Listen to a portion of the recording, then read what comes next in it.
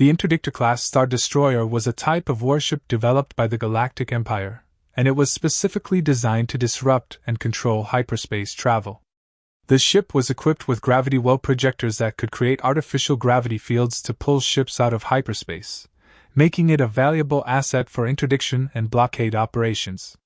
In addition to its interdiction capabilities, the Interdictor was armed with a variety of weapons and defenses, making it a formidable opponent in combat.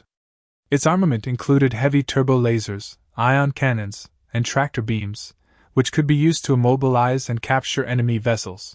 Once a ship is pulled out of hyperspace, the Interdictor can use its tractor beams to immobilize and capture it. The captured vessel can then be searched for contraband or taken as a prize of war. The production of Interdictor began in 18 BBY, and was a versatile and powerful ship that played a crucial role in the Galactic Empire's military operations. The Immobilizer 418 cruiser, produced by Sinar Fleet Systems, was the first Interdictor-class vessel to be developed, and it was based on a 600-meter Vindicator-class heavy cruiser. To compete with Sinar Fleet Systems' offering, Kuwait Drive Yards developed their own Interdictor Class-Star Destroyer, the Dominator, which was based on the hull of the Imperial 1 class Star Destroyer. It's about 1,000 meters larger than the standard Immobilizer, and about the same size as the Imperial class. However, to accommodate the gravity well projectors, half of the turbo lasers and ion cannons, as well as 8 of the tractor beam projectors found on the original Imperial class, had to be removed. One advantage of the Interdictor class Star Destroyer was that it did not require additional support when performing patrol and customs duties. Some commanders even used the ship to pull armed convoys out of hyperspace and destroy them. However, like the Immobilizer, the gravity wells were a major drain on the ship's main reactor, and the vessel could sustain its gravity wells for only a single day. This limitation could compromise the ship's defenses in heavy combat. The gravity well projector is located at the center of the Interdictor's spherical protrusion, known as the gravity well generator. The gravity well generator is surrounded by a number of smaller spherical protrusions, which contain the ship's turbolaser and ion cannon batteries. The main bridge and communication tower were shielded against interference from the gravity fields, which draw power from the chain of auxiliary reactors. Located at the rear of the vessel were a primary hyperdrive with a Class 2 rating, and a secondary backup hyperdrive with a Class 8 rating. The Immobilizer 418 cruiser was smaller than the standard Imperial-class Star Destroyer, measuring about 600 meters or 1,969 feet in length. It also had the capacity to carry up to 24 TIE series starfighters, 4 shuttles, and a crew of 2,800, with enough consumables to last for about a year.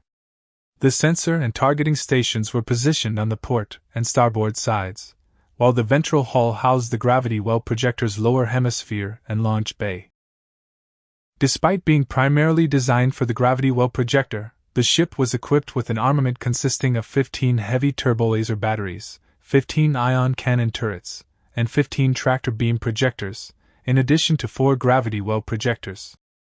In addition to the gravity wells, the Sinar design incorporated 20 quad laser cannons to engage enemy starfighters. The Interdictor's hull closely resembled that of the Vindicator-class heavy cruiser and could accommodate several extra weapons based on the mission requirements. The Immobilizer 418 was specifically created to counter the Rebel Alliance's hyperdrive-equipped starfighters and vessels, mainly to thwart the Alliance's hit-and-run tactics. These tactics involved a small squadron of starfighters or light starships emerging from hyperspace, launching an attack on specific targets, and then escaping into hyperspace before being confronted by an adequate military force. Although it was reasonably well armed for its size, the vessel was considered a high-priority target that was generally unable to hold its own in combat, particularly against larger rebel capital ships and a fleet of starships. The Dominator was developed to compensate for the Immobilizer combat weaknesses. Another problem was the fact that active gravity wells attracted space debris. An interdictor could and would suffer external damage from larger pieces of such hazards.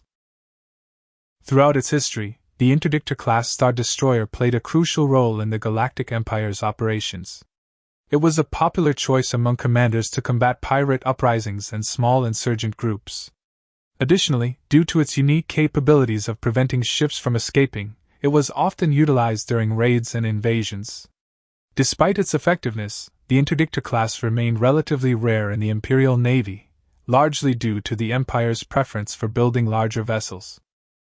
Efforts to enhance efficiency were initiated during the Clone Wars, resulting in the implementation of projectors on a space frame that underwent Imperial field trials.